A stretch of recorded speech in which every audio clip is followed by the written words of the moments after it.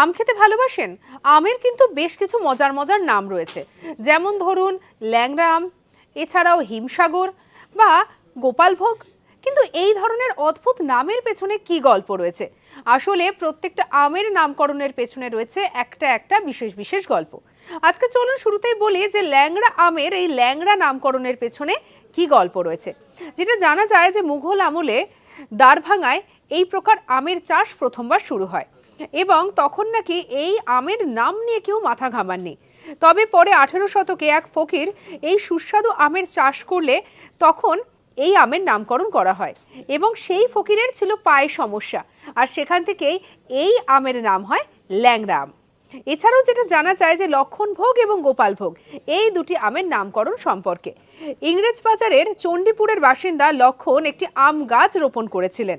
স্বাদে গন্ধে সেই আম ছিল একেবারে অতুলনীয়। জানা যায় যে লক্ষণ চাষির নাম থেকেই এই আমের নামকরণ করা হয়েছিল লক্ষণভোগ। এছাড়াও ইংরেজবাজারের নলহাট্টার গোপাল চাষির আবার নাম থেকে হয়েছিল গোপালভোগ আমের নামকরণ। এরকমই বিভিন্ন আমের নামকরণ হয়েছে বিশেষ কিছু ঘটনার পরিপ্রেক্ষিতে। সঙ্গে রাখুন আজ তাক বাংলাকে, সাবস্ক্রাইব করতে ভুলবেন না।